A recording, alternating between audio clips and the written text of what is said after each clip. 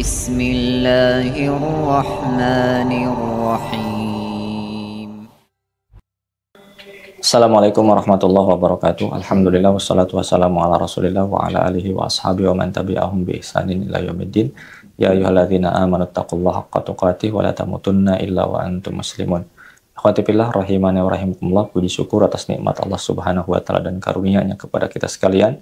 Dan pada kesempatan ini alhamdulillah kita masih diberikan waktu luang untuk bisa mengambil faedah dan pelajaran dalam kitab Tauhid karya Syekh Muhammad bin Abdul Wahhab rahimahullah ta'ala.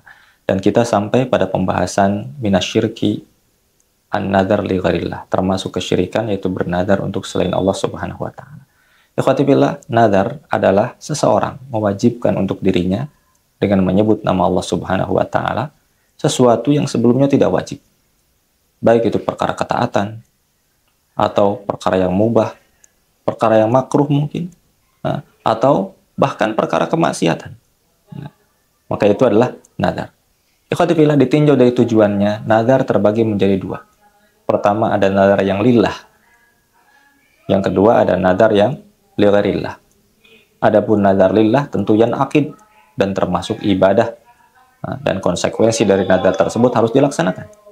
Adapun nadar li ghairillah, maka itulah kesyirikan, yaitu memalingkan nadar dia untuk selain Allah, baik menyebut nama wali tertentu ketika bernadar, nabi, ataupun makhluk yang lainnya selain Allah Subhanahu wa ta'ala.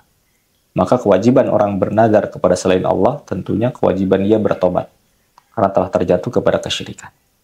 Kemudian ikhwati fillah, nadar lillah ditinjau dari ada tidaknya sesuatu yang ingin dia raih, maka terbagi menjadi dua. Ada nadar yang mutlak dan ada nadar yang muqayyad. Nadar yang mutlak yaitu tidak dikaitkan dengan sesuatu yang dia inginkan. Dia mengatakan, lillahi alayya nadrun, karena Allah aku bernadar besok akan saum misalnya, besok akan infak, tanpa dikaitkan dengan sesuatu yang ingin dia raih. Ada pula nadar yang muqayyad. Nadar muqayyad ketika dikaitkan dengan sesuatu yang ingin dia raih. Seperti kalau saya lulus ujian, saya bernadar karena Allah untuk infak di jalan Allah Subhanahu wa ta'ala.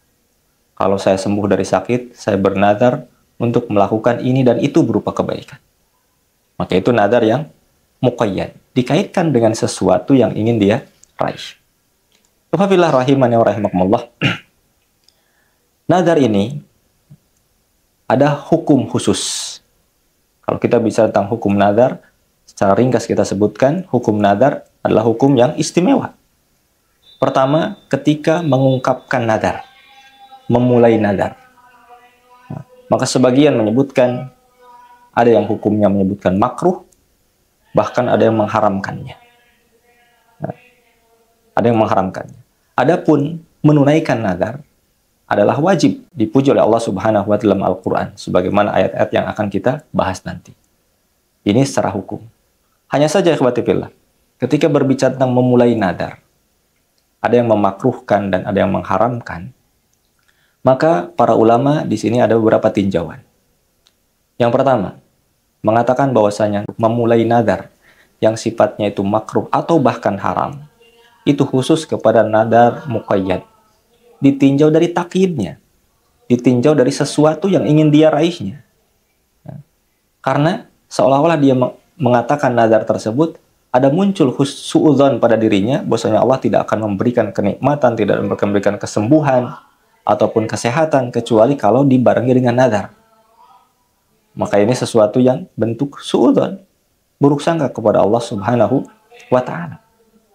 Sehingga Rasulullah SAW menyebutkan bahwasanya nadar tersebut la ya'ti bi khairin, tidak mendatangkan kebaikan. Innama yastakhrijuhu minal bakhil. Sesungguhnya keluar nadar tersebut dari orang yang bakhil. Maka dari sini menunjukkan kepada kita sekalian bahwasanya nadar tersebut tentu nadar yang muqayyad. Kenapa menunggu sembuh dulu untuk infak di jalan Allah? Kenapa menunggu untuk misalnya lulus dulu untuk saum? Maka seolah-olah dia adalah merupakan sifat bakhil. Harus mendapatkan dulu kebaikan, baru kemudian dia berbuat baik. Ini ada kebakhilan di sana. Maka di situ masuk kepada nadar makruh hukumnya, atau bahkan kalau sampai pada suudzon, buruk sangka kepada Allah, Allah tidak akan memberikan sesuatu kecuali kalau ada timbal baliknya dari kita, maka ini tentu merupakan keharaman dari sisi ininya, bukan dari zat nadarnya. Alhamdulillah rahimana rahimakumullah, kalau kita melihat firman Allah Subhanahu wa taala, wa aqsamu billahi jahda aimanihim lain amartahum la yakhrujunna qul la tuqsimu ta'atu ma'rufah. Mereka bersumpah menyebut nama Allah dengan sebenar-benarnya sumpah, andai engkau perintahkan mereka, mereka akan keluar untuk berjuang berjihad di jalan Allah. Qul, katakan wahai Muhammad, la tuqsimu, jangan kalian bersumpah, ta'atu ma'rufah, cukuplah dengan mengungkapkan atau melaksanakan ketaatan yang ma'ruf. Yuhafillah, dalam ayat ini, maka sebagian para ulama menunjukkan atau mengatakan atau berpendapat bahwa nadar, baik itu nadar mutlak sekalipun, itu memberikan hukum yang makruh. Kenapa demikian? Karena di sini Allah Subhanahu wa taala menyebutkan la tuqsimu, tidak perlu kita bersumpah untuk melaksanakan ketaatan, kemudian cukuplah kita melaksanakan ketaatan yang ma'ruf, yang biasa kita laksanakan. Maka wafillah, yang tadinya kita terbebas dari beban, tanggung jawab, kewajiban tertentu, kemudian kita mewajibkan itu setelahnya. Kemudian terkadang seseorang merasa berat dengan itu sehingga mencari solusi ke sana kemari.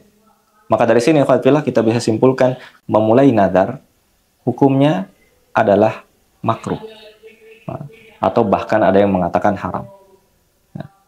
Walaupun itu nadar yang mutlak, karena ini memberatkan sesuatu yang tadinya dia tidak berat berdasarkan ayat yang tadi kita bacakan.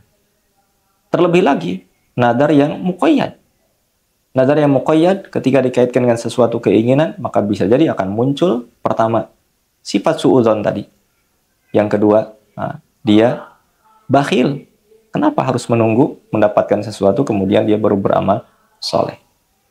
Di sinilah ikhwatifillah tentang hukum nadar. Walaupun sebagian menyebutkan bahwasanya nadar mutlak tidaklah makruh ketika memulainya, apalagi haram. Karena tidak ada sesuatu yang membahayakan padanya. Alhamdulillah rahimani wa rahimakumullah, adapun hukum melaksanakan nadar, maka inilah sesuatu yang wajib. Pertama, kalau nadar itu isinya merupakan ketaatan. Yang kedua, jika nadar tersebut merupakan perkara yang mubah, maka kita diberikan pilihan antara melaksanakan nadar tersebut atau membayar kafarat nadar. Terlebih lagi nadar yang selainnya seperti makruh. Adapun nadar yang maksiat, maka kewajiban kita untuk meninggalkannya. Tapi tatkala nadarnya kita menyebutkan nama Allah Subhanahu wa taala dan terikat nadar tersebut, maka wajib kita membayar kafarat dan kita wajib meninggalkan kemaksiatan yang ada pada isi nadar tersebut. Ikhwafillah rahimani wa rahimakumullah. Adapun kalau nadar tersebut lillah dan isinya merupakan kesyirikan, maka kewajiban kita untuk bertobat dan meninggalkannya tentunya. Karena ini bukanlah nadar yang sifatnya ketaatan yang wajib kita laksanakan. Bahkan itulah kesyirikan. Demikian ikhwatifillah pendahuluan dari bab ini. Insya Allah kita akan mendapati ayat-ayat Allah Subhanahu wa taala yang berbicara tentang nadar secara khusus. Barakallahu li wa lakum.